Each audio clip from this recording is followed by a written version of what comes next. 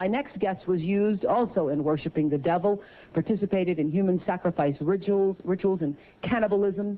She says her family has been involved in rituals for generations. She is currently in extensive therapy, suffers from multiple personality disorder, meaning she's blocked out many of the terrifying and painful memories of her childhood. Meet Rachel, who is also in disguise to protect her identity. You come from generations of ritualistic abuse? Yes, my family has an extensive family tree, and they keep track of who's been involved and who hasn't been involved. And it's gone back to, like, 1700. And so you were... Right, I was born into a family that believes in this. And does everyone else think it's a nice Jewish family?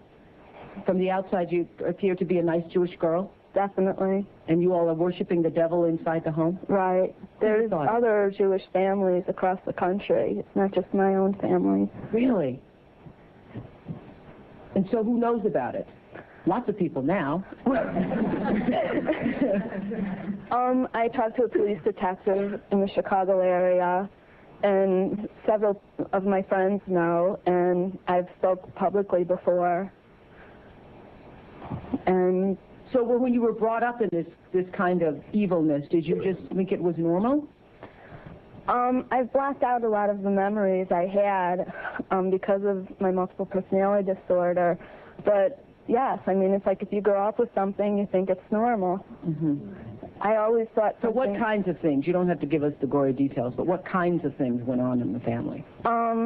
Well, there would be rituals in which babies would be sacrificed, and you would have to, you know... Whose babies? There were people who bred babies in our family.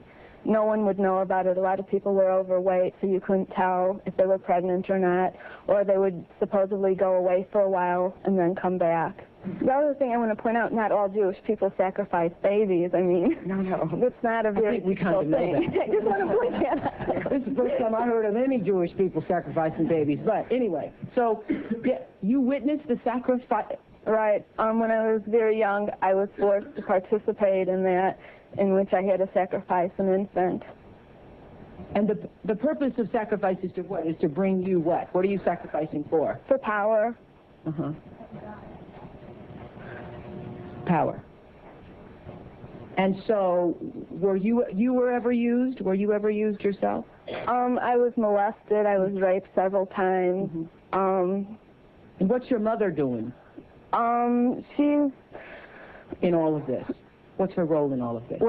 I'm not exactly what her role is. I haven't, recovered all of my memories, but her family was extremely involved. Mm-hmm. She brought me to it. Mm-hmm. Both of my parents brought me to it. And where is she now? She lives in the Chicago metropolitan area.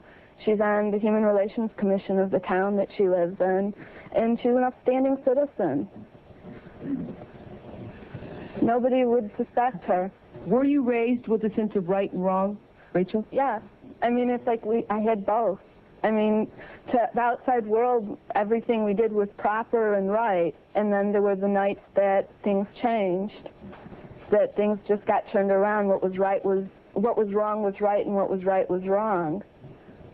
That's what helps to create somebody to develop MPD. Mm-hmm. Multiple personality. Right. Now, in your family, did you all call it worshiping the devil, no, Rachel? Or I don't know. It was just evil, these things you did. Right. Well, I said it was evil, and they said it was good. There's a book that I had just come across called Lilith's Cave, which is a book of Jewish mysticism and supernatural, and there's a lot in that book that relates to what I endured when I was a child.